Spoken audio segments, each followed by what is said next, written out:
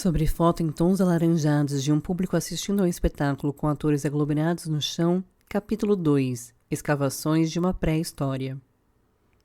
Em sequência, foto do mesmo espaço em outro ângulo, legenda, ocupação da biblioteca, espetáculo Romeu e Julieta, ocupando a biblioteca do Centro Cultural Francisco Carlos Maricone em Suzano, fotógrafo desconhecido, 2001. Em sequência, foto em preto e branco, com 3 atores com o rosto maquiado de olhos pretos. 1995, Dom Quixote, o início.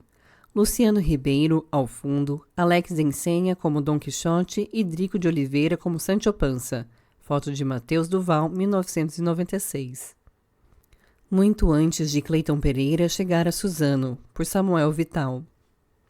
Final do século XX, era o ano da graça do Nosso Senhor Jesus Cristo de 1989, maio, em Santo André, São Paulo, Teatro Conchita de Moraes, 4ª mostra de peças curtas. Na plateia, ao lado de Ézer Valim, tínhamos nos lançado na mesma mostra com o grupo Golfos Apostos, nos olhamos imediatamente quando aquele ator entrou em cena. O ator contava com recém-contemplados 17 anos. Era Cleiton Pereira, fundador do grupo Contadores de Mentira. Havia ali, em cena, uma movimentação, uma presença que nos impressionou. O ambiente da mostra era de balão de ensaio dos inúmeros grupos atuantes na cidade naquela época, experimentações e inquietações que geravam espetáculos que valiam por si só ou eram descartados conforme critério de seus atuantes. Aquele garoto, conforme viemos a tomar conhecimento, já escrevia seus espetáculos desde os 15, sem nunca ter ido ao teatro. A primeira vez que adentrou um desses espaços foi para se apresentar, em 1987, no próprio Teatro Conchita de Moraes, hoje Escola Livre de Teatro de Santo André. Após suas tentativas com colegas de escola, segundo ele, que nunca compareciam aos ensaios previstos, chegou ao Preâmbulos, grupo de Silvio Vieira e Marcos Lemes, onde atuou em GKV, A Bochecha Kit, 1987, O Dia em que o Sol Nasceu para Black Tie, 1987, Instinto, 1988, Rascunho, 1989, Tom Waits, Uma Releitura de Vídeo, 1989, o trabalho apresentado na 4ª mostra de peças curtas era Quase Amor em Quase Buenos Aires. Naqueles tempos, Santo André tinha uma cena bastante intensa, embora na sua maior parte amadora, aqui no bom sentido da palavra. Pairava sobre aquela cena nomes como Antunes Filho, Ulisses Cruz e Gerald Tomás, além de um teatro mais conservador, o Teatrão, como chamávamos na época. Quanto a nós, queríamos os espetáculos fragmentados, com pesquisa de linguagem, luz, cenográfica, textos ou roteiros autorais.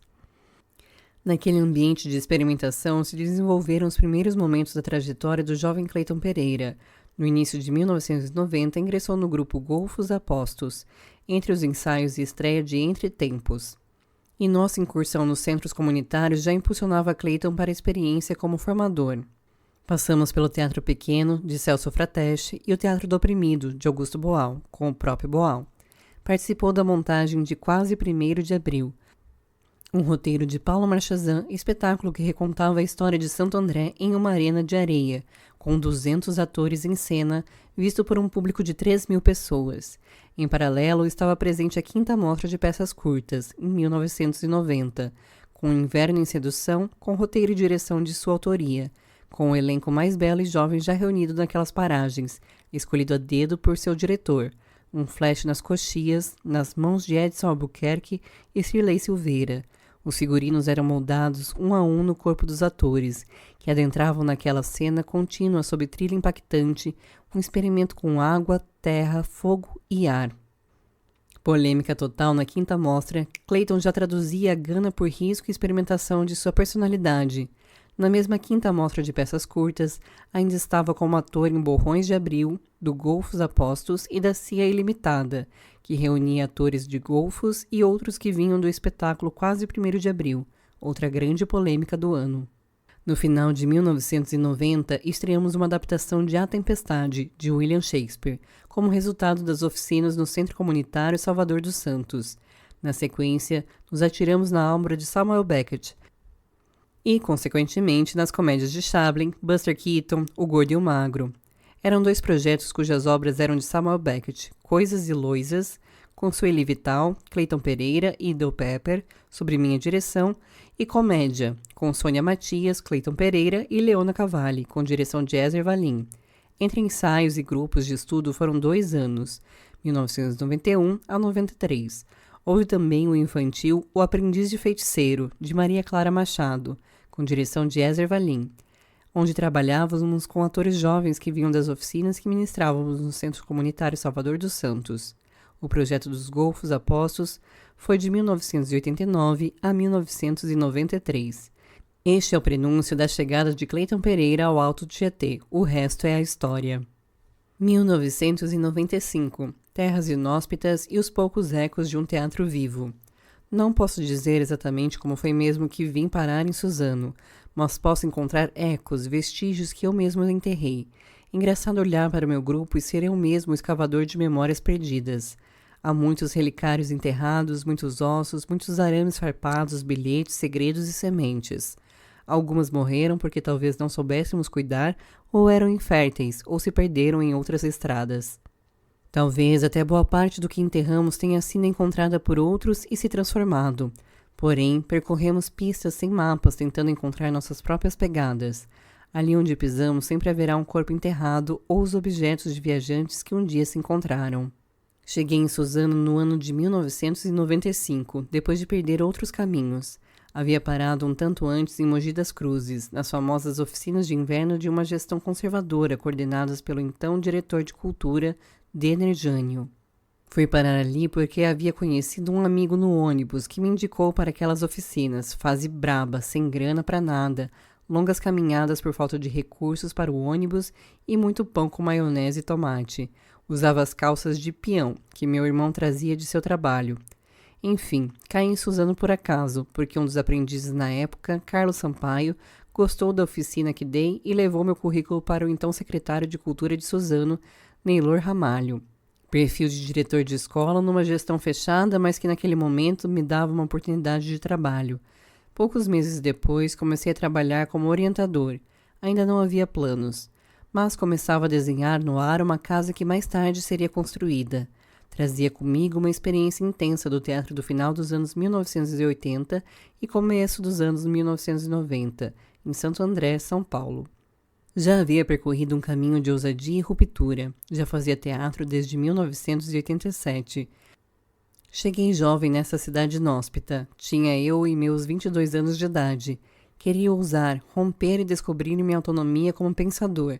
Para quem sabe de minhas inquietações como artista, tente imaginar minha juventude chegando a Suzano. Adentrando ali no Centro Cultural de Suzano, começamos então um projeto de oficinas que mais tarde seria gerador de transformações e rupturas históricas.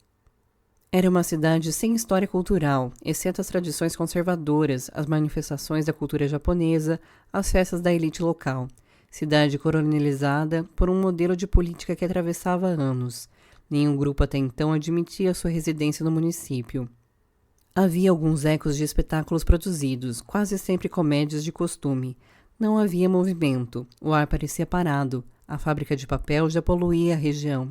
Estava tudo bem para a cidade, o marasmo, os coronéis, a opressão ao povo, a falta de acesso cultural e a ideia de que talentos deveriam ser trabalhados e descobertos. Artes plásticas colocadas em suas molduras, o balé clássico e a coluna social mediavam a cultura local. Nem pensar em falar de cultura popular. Pensando em acesso, e isso não era uma postura da Secretaria de Cultura, comecei um trabalho deixando as pessoas entrarem e fazerem teatro de forma livre. Tenho certeza do vírus que ali colocamos. Mudamos todo o movimento, dando acesso às pessoas que ali iam chegando. Ocupamos a biblioteca municipal de uma forma incabível para tanta formalidade institucional. Literalmente tiramos os livros do lugar, reposicionamos a maneira que o teatro era visto naquela cidade. Nem mesmo eu esperava que ali fincaríamos estacas e, ao fincar estacas, descobriríamos o que havia debaixo do concreto. 1995. Dom Quixote, o início. Por onde começar exatamente? Não sei se a história dos contadores de mentira possui uma linha que divida o tempo. Embora o nome do grupo apareça apenas em 1997, decidimos contabilizar o início do grupo em 1995, na primeira turma que surgiu, porque justamente ali estavam integrantes que constituíram muitos anos de caminhada juntos.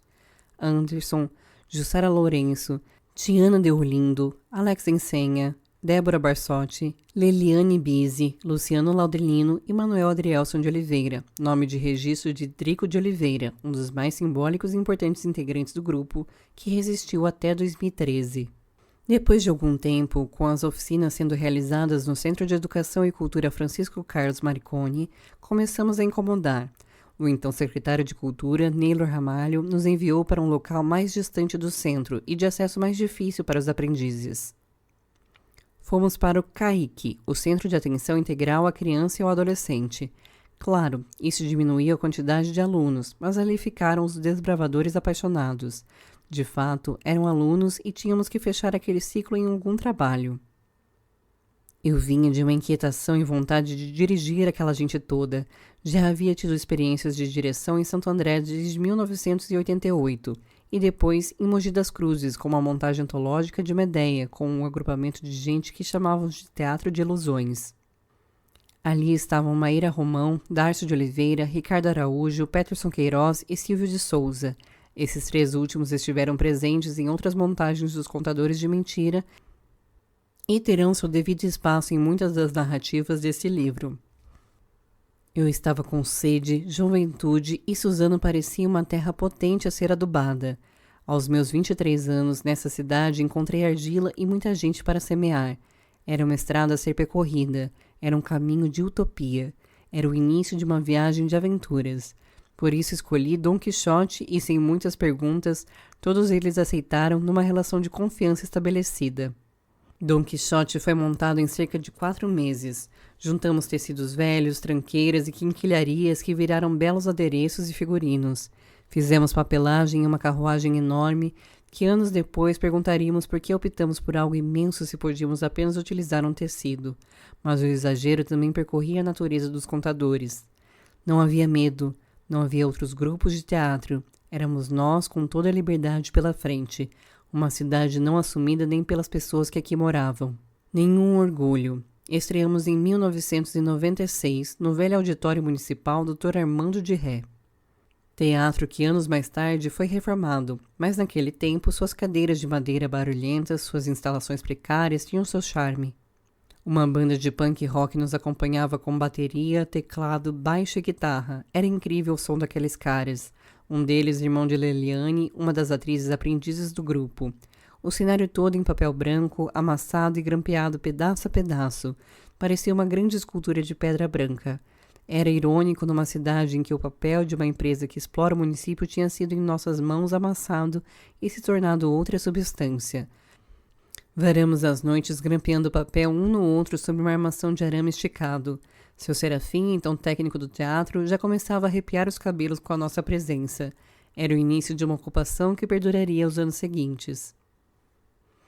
Abarrotamos, e essa é a melhor palavra, aquele auditório com quase 400 lugares. Muita gente se espremeu, muita gente em pé para ver o resultado do trabalho. Não tinha dimensão do que teríamos como resultado, mas foi uma catarse histórica. Ecoou nos jornais locais, ecoou na boca das pessoas, ecoou na pele de quem ali estava. Explodimos uma grande pedra dura e elas viraram um rio a partir daquele momento. A cor começava a reinar. O cinza foi pintado pela nossa ousadia daquele momento. Por características das oportunidades locais, por ser um grupo de aprendizes e pela falta de entendimento da gestão que nos abrigava, não apresentamos muito, mas o grupo se manteve. Apresentamos ainda no festival em Suzano, com grupos de Mauá, Santo André, Mogi das Cruzes. Dos 12 prêmios que existiam, o grupo de Suzano ganhou 10. Outros grupos consideraram uma marmelada. Como um grupo que ninguém conhecia poderia ganhar de outros grupos expressivos, percorremos outros festivais com outros espetáculos e ganhamos muitos prêmios. Aqueles festivais eram característica dos anos 1990. Ainda existem por aí, mas revelam uma competitividade desnecessária para fazedores e grupos resistentes. Mas preciso dizer que, de fato, Dom Quixote era incrível e os prêmios foram merecidos. Fomos convidados por muitas cidades e não conseguimos viajar. Era tão difícil convencer a cidade de que podíamos representá-la. Começaram a nos observar e nascia ali a primeira célula de que um grupo levaria o nome de Suzano. É em Dom Quixote que Drico de Oliveira assumiu o personagem Sancho Panza. E isso ele foi o tempo todo na relação com os contadores de mentira. Um fiel escudeiro que via moinhos de vento enquanto eu via dragões. Um parceiro que me socorreu em dores e aventuras de artistas andantes.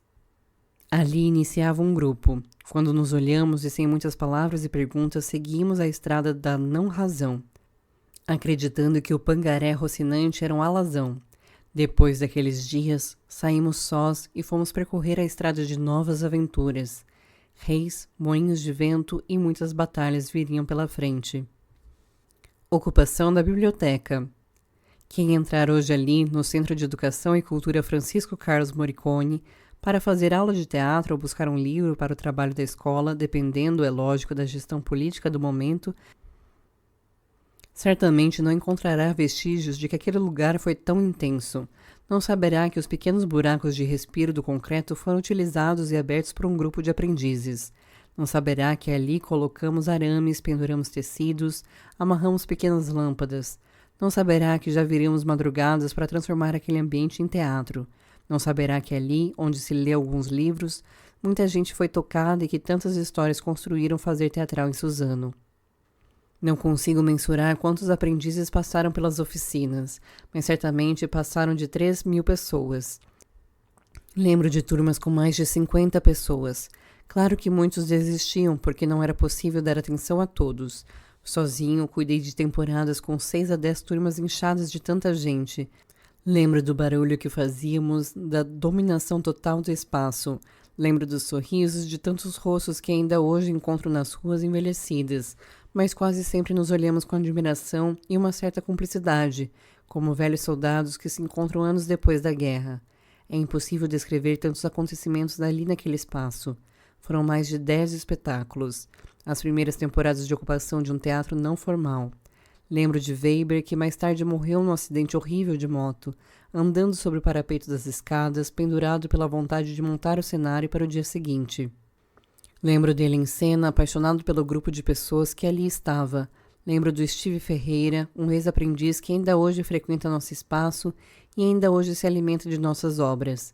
Um amigo que só vejo em dias de apresentação. Steve é um sujeito grande, bem grande, em cena, e também apaixonado, pendurado na precariedade de cadeiras sobre a mesa para alcançar o teto. Lembro dele botando para fora um sujeito bipolar que no dia da apresentação me tratou mal. Lembro de espetáculos com mais de 70 pessoas e suas famílias brigando por ingresso do lado de fora. Nenhuma das apresentações teve menos de 200 pessoas.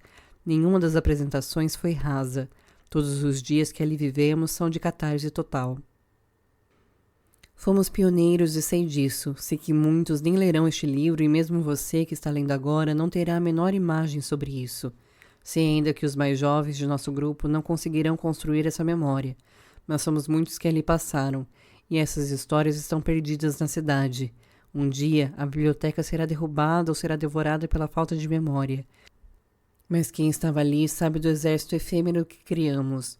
Nossa precariedade nos construía. Refletores feitos com latas de leite, ribaltas feitas com as antigas latas de óleo, iluminação à base de velas, como foi a tempestade, 1998. Colocamos bacias de alumínio presas com correntes no teto. Dentro delas colocávamos cerca de 20 a 30 velas. Elas criavam uma luz única. Fazíamos caixa de madeira com dimmers caseiros e espalhávamos luzes coloridas pelo ambiente. O aspecto barroco, as sombras, a iluminação da taverna comovia quem ali chegava. Lembro de muitas mães chorosas. Lembro do rosto de felicidade de cada um dos aprendizes. Fotos de personagens em pernas de pau em meia rua. Legenda: As caminhadas teatrais, contadores de mentira na festa de Baruel, Suzano, São Paulo, arquivo do grupo, 1997. Como um pós-guerra, como escafandristas, como paleontólogos. Se alguém ousar procurar essa história, talvez ache nossos fantasmas ali perdidos. Algum espectro ainda para por lá. Não há objetos a serem encontrados, portanto somente a oralidade e livros como este podem ainda reencontrar aquele momento. É triste. Não sei o que dizer. Até mesmo eu, raro sobrevivente daqueles tempos, sinto-me incapaz de segurar isso por muito mais tempo. Desaparecerão as coisas todas. Estou envelhecendo e outros grupos ou políticas do momento certamente inverterão a história. Eu não esqueço de cada arame amarrado. Eu não me esqueço de tantos fantasmas que ali ainda vivem. As caminhadas teatrais. Em 1996, ainda com Dom Quixote e com alguns novos integrantes, tentávamos furar o bloqueio do tédio da cidade. Em tempos em que a palavra cortejo ainda não vagava no ar, íamos para as ruas com os figurinos que apareciam ou inventávamos para interagir com as pessoas. Era um choque para Suzano na época, tanta gente colorida nas ruas, produzindo barulho, com instrumentos improvisados. Estávamos falando de cerca de 80 a 90 pessoas. Era muita subversão aos simples atos de invadir a cidade e o centro urbano. Repetimos isso durante muitos anos nas oficinas que ministrei, servindo como uma espécie de rito de passagem. Perdíamos o medo das ruas, da exposição, enfrentávamos o mau humor e a tristeza suzanense. Subvertemos a lógica da cidade, que entendia o teatro dentro do teatro municipal. Éramos coloridos, barrocos, exagerados, carnavalizados. Éramos saltimbancos apenas e ainda não tínhamos noção da força militante daquele momento. Mas já estávamos tirando as coisas, as pessoas e as regras do lugar. Perdi a conta de quantas pessoas abraçávamos ou simplesmente sorríamos para elas. Não é possível mensurar o quanto isso nos transformou nos anos seguintes. Parecíamos espíritos colocando cor nas ruas. Ainda hoje, nessas avenidas nervosas de Suzano, é possível encontrar alguma mancha colorida embaixo do ladrilho da calçada. Ainda hoje, nos grupos locais que vieram depois disso, está impregnada a nossa coragem de andar nas ruas e enfrentar a cidade cinza. Ainda hoje vejo algum deles sorrindo para mim. São espíritos envelhecidos, velhos que agradecem aqueles dias de festa colorida. Foto de uma página de jornal com o título Cultura. Legenda. As caminhadas teatrais. Jornal Munícipe de Suzano, dezembro de 1996. O grupo começa a tomar as ruas da cidade. Na foto, Luciano Laudelino, Fabiola Neves e Marcelo Yamamoto. Foto de Matheus Duval. Cores primárias em uma terra cinza. Ainda estávamos em 1996. As cidades da região do Alto Tietê, São Paulo, aprenderam a respirar o ar cinza. Secretários de Cultura a serviço de senhores feudais. Os governos conservadores no poder e uma sensação de que a cidade aceitava sua condição de dormitório. Eu ouvia muito que Suzano não possuía artistas, salvo os artistas plásticos e algumas iniciativas de escolas de dança. O paradoxo era a dança da corte que os coronéis adoravam ver, as artes plásticas emolduradas pelo medo de sair de dentro da tela. Ninguém ficava no município se quisesse mesmo caminhar como artista profissional. Era um período em que não se falava de políticas públicas e que levantes de cultura estavam muito distantes das periferias e da cidade do interior. Os poucos ecos chegavam como utopia, distantes demais para a estima de uma cidade como a de Suzano, cidade doente, dominada por um modelo de política de balcão. Artistas e poderes naquela época, e ainda hoje, julgavam juntos a cooptação, e nem posso dizer que aqui existia ao menos o caminho do mercado de trabalho. Vi muita gente desaparecendo rapidamente e mal começavam a exercer o ofício. Como muitas cidades, o êxodo era a única saída para quem quisesse exercer a profissão ou pelo menos manter a atividade na cidade. No contrafluxo, começamos um trabalho lento na cidade. Olhávamos o entorno e tudo era cinza. Olhávamos para o horizonte e ele parecia escurecido pela fumaça e o cheiro da fábrica de papel. Quando outros grupos chegaram, alguns anos mais tarde, com a falsa sensação desbravadora, nós já tínhamos feito a lavagem, tirado a poeira e colocado cortinas coloridas. Quando os outros grupos chegaram, já havia café no fogo e já havíamos plantado jardins. Com tanto cinza à nossa volta, começamos a usar outra paleta de cores. Pintamos a nossa existência com pinceladas fortes da juventude. O barroco já existia em nós. A comédia dell'arte, o sentimento de um artesão e o espírito de brincantes populares já tomavam posse de nossos corpos e nos faziam dançar. Já nos identificavam justamente pelas cores. Éramos uma banda barulhenta sem nenhum único instrumento musical. Éramos a escória da cidade disfarçada pelas cores. Profanávamos as terras dos coronéis e eles nem sabiam que num futuro próximo iríamos devorá-los. Os primeiros passos para uma linguagem de liberdade. Hoje olho para os contadores de mentira amadurecidos, um grupo que percorreu um caminho difícil de afirmação. Vencemos ao longo dos anos bloqueios políticos, acadêmicos e de cidadania. Adentramos em muitos anos nossos corpos e nossa sala de ensaio para tentar achar saídas pedagógicas de construção física. Nossas perguntas ainda nos movem, mas há um universo ao qual dedicamos tempo em nossos treinamentos. O caráter transitório daquele grupo que se formava não permitia pesquisas profundas ao longo prazo, mas permitia a incrível possibilidade de experimentar tudo o que fosse possível. Há uma grande árvore envelhecida com raízes profundas no jardim dos contadores de mentira. Essa árvore era, naquele período, uma pequena semente seca que plantamos desordenadamente. Há uma estética muito clara e reconhecível em nosso grupo, evoluída ao longo dos anos, e naquela época já experimentávamos. A estética suja e barroca nos movia intuitivamente. Nossos brincantes, nome que damos aos nossos espíritos livres, já tomavam forma.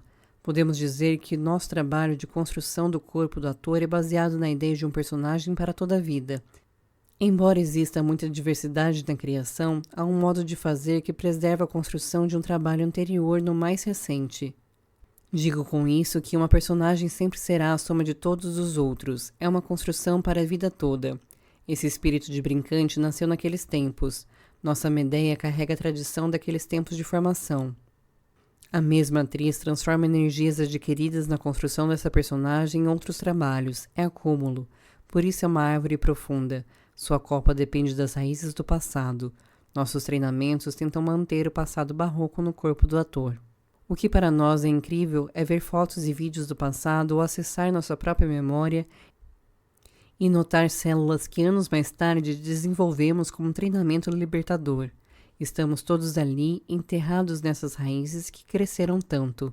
Ao olhar para a copa dessa árvore imensa sob o vento duro, percebo quantas raízes escondidas as mantêm forte e viva.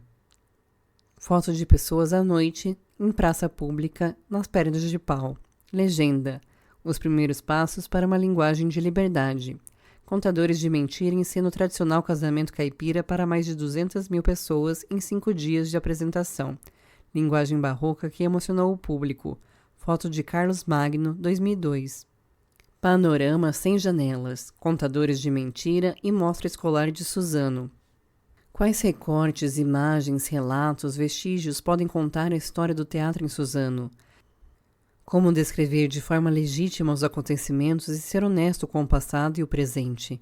Como construir essa ponte do efêmero, daquilo que mora dentro da memória de muitos que viveram aqueles tempos? Realmente não sei e posso apenas olhar para a nossa própria existência. Vasculhar nosso próprio terreiro, reencontrar relicários e pequenos bilhetes que estão se apagando com o tempo. Ao escrever os primeiros passos deste livro, um medo percorreu meu corpo. Vejo grupos à minha volta usurpando a realidade histórica. Posso eu, enquanto aqui escrevo, fazer o mesmo e omitir de forma irresponsável a construção dos acontecimentos? Lutamos tanto para que as escolas e a educação contem as guerras e a história do mundo sem omitir o povo e seu sofrimento. Os livros históricos possuem pontos de vista quase sempre dos poderes.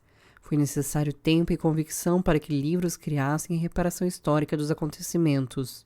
Quase todos os livros de pesquisa de Suzano omitem uma realidade comunitária.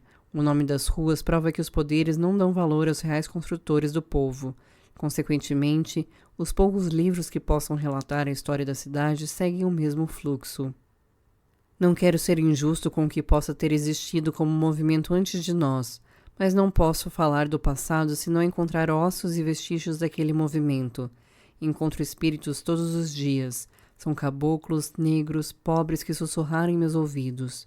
Os contadores de mentira foram os primeiros a colocar Suzano como casa. Estrangeiro que sou nesta cidade, pois já fazia teatro muito antes, desde 1987, em Santo André, me dera a condição necessária para não ser cria daquele passado e não ter medo daquele ambiente opressor. Não posso contar a história dos outros grupos e suas visões do mundo. Não posso contar histórias que não chegaram até mim. Não posso falar daquilo que não sei.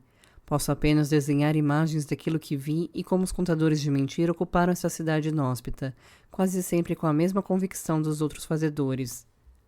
Nunca olhamos o teatro de Suzano pelas janelas. Estávamos na rua e ocupando o espaço junto ao povo. Se por um lado os contadores de mentiras geravam muita potência, por outro lado algumas manifestações merecem atenção. Quando cheguei em Suzano, a primeira pessoa que contatei pelo telefone foi Marco Senna, militante da Associação Cultural Opereta, da cidade de Poá, São Paulo, que nasceu na mesma época que nosso grupo. De outro lado, uma companhia com a mesma força, chamada Cia do Escândalo, nascia em Mogi das Cruzes. Temos a mesma idade e nascemos de formas diferentes no mesmo período. Falo especificamente desses dois grupos porque muita gente foi formada pela sua existência e resistência local. Fundimos-nos em muitos momentos históricos e neste livro haverá páginas dedicadas a eles. Volto-me para Suzano pensando quais foram os formadores e multiplicadores do teatro na cidade daquele período. Fomos certamente uma grande parte dessa formação de pensamento e linguagem. E um grupo com residência há 20 anos nessa cidade tem muito que dizer. Mas há também um pequeno movimento nascido do bairrismo educacional, mas que gerou outro caminho importante, a Mostra Escolar, que com algumas edições gerou grupos ativos que não duraram muito tempo, mas mantiveram seus aprendizes em atividade. Alguns grupos ainda possuem vestígios daqueles dias de formação. A Mostra Escolar envolvia um grande número de estudantes e professores das escolas estaduais de Suzano. Impulsionados pela competição, concorriam com outras escolas aos prêmios distribuídos no festival. Infelizmente, o formato competitivo tinha suas consequências. O importante era ganhar, e isso afastava, em alguns casos, o pensamento do teatro como ação política, coletiva e transformadora. Ainda hoje, artistas formados naquele modelo carregam na sua tradição um pensamento de que um grupo precisa chegar à frente do outro. Por outro lado, existem e mantêm suas tradições ainda vivas.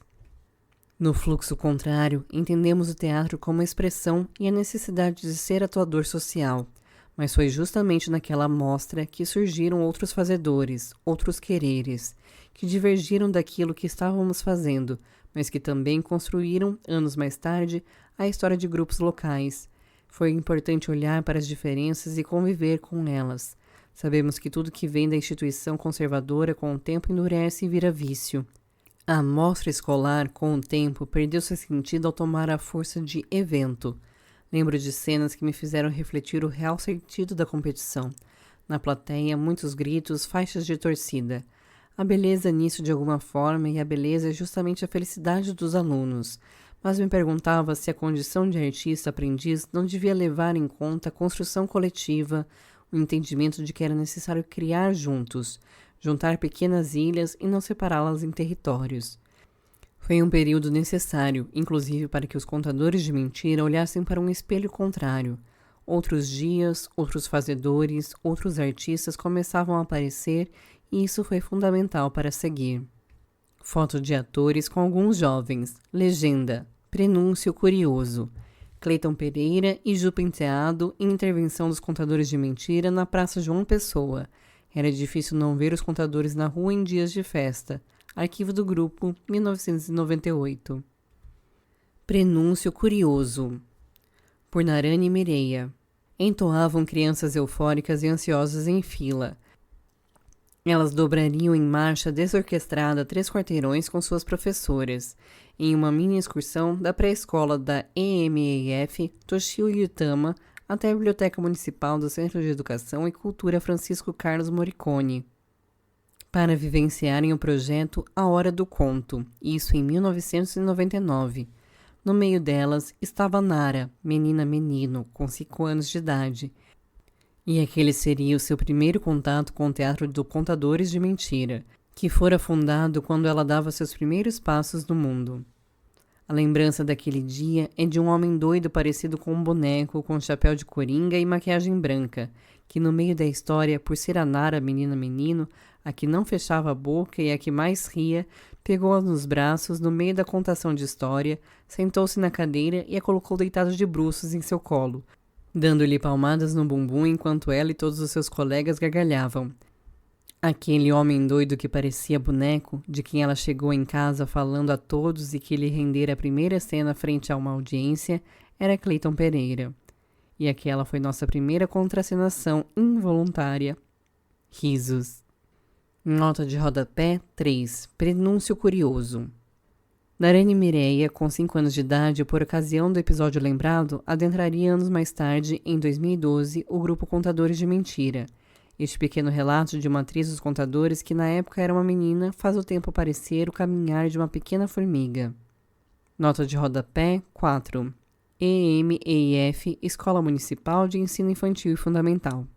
Foto em preto e branco de um atuante com uma espécie de flor de mentira nas mãos. Legenda: Luiz Crepaldi em Dom Quixote. Foto de Matheus Duval, 1995. Fim do capítulo 2.